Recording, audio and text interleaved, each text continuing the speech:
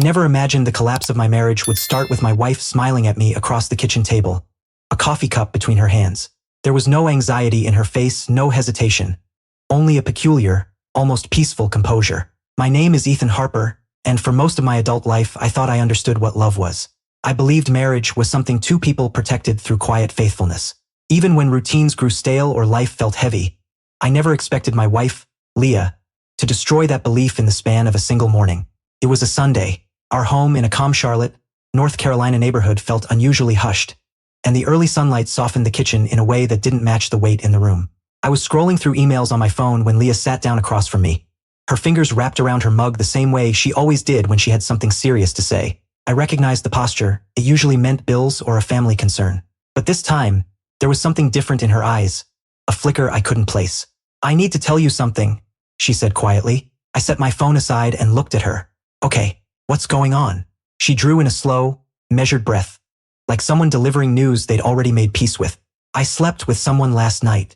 For a moment, I didn't react. I didn't blink. The words didn't hit me like a blow. They felt more like a stone sinking into still water.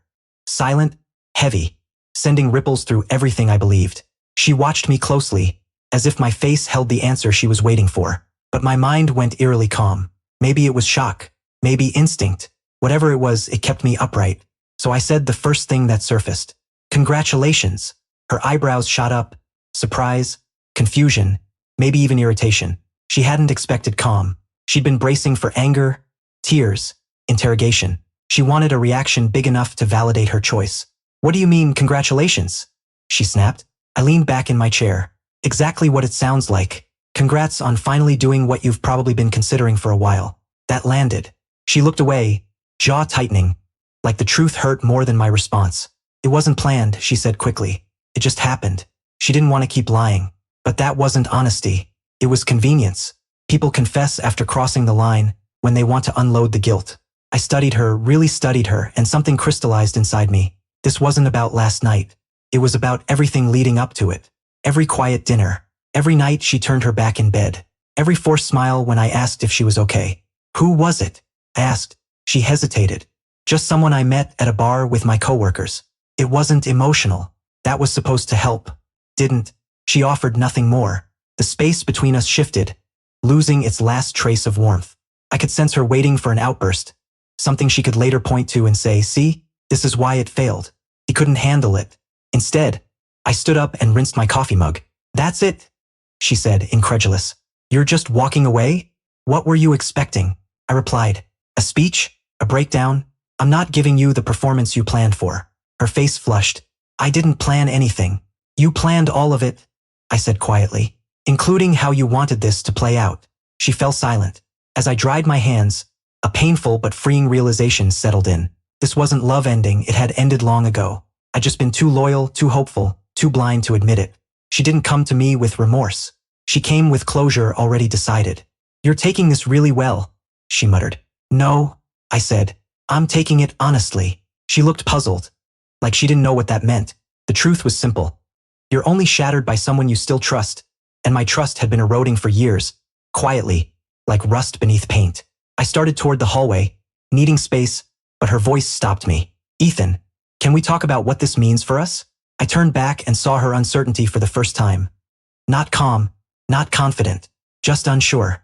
"We can," I said, "but you might not like where it leads." Her resolve cracked slightly. "I didn't tell you to hurt you. I told you because I thought we could be honest." I almost laughed. Not from humor, but disbelief. Honesty would have been telling me you were unhappy before you looked elsewhere. Honesty isn't confessing after the damage. Her shoulders stiffened. "So what now? Are you leaving?" I stepped closer, voice steady. "Leaving isn't the question. What did you think would happen after this?" She opened her mouth, then closed it. She hadn't thought that far. People rarely do when they confuse impulse with freedom. I grabbed my wallet and keys. She watched like I was disappearing for good. Maybe I was, but not out of pain, out of clarity. "When someone shows you the truth," I said, "you don't stay and repaint it." "Where are you going?" she asked softly. "For a walk. I need air." She took a shaky step toward me. "We can fix this." I turned the doorknob. "Who's we? The you who slept with someone else? Or the you who expects me to clean up afterward?" Her eyes finally filled with tears, the first real emotion of the day. But tears don't undo choices. Outside, the air was cool and sharp.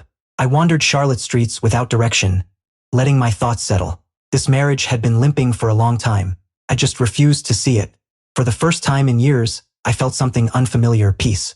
After nearly an hour, I returned home, not for reconciliation, but for closure on my terms. Leah was on the couch, eyes red. She stood immediately. Please talk to me, she begged.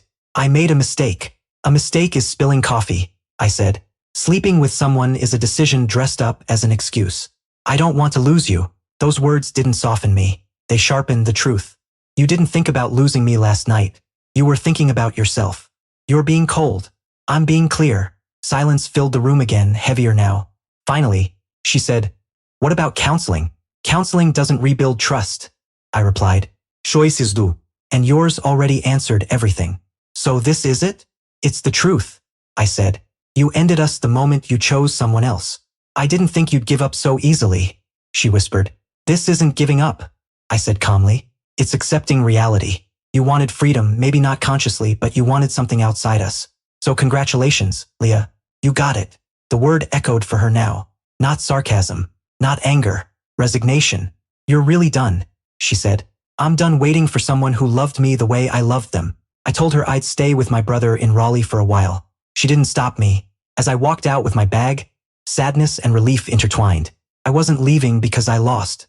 I was leaving because I finally understood my worth. Sometimes the strongest thing a man can say isn't, I forgive you, or I'll fight for us. Sometimes it's congrats, and walking away.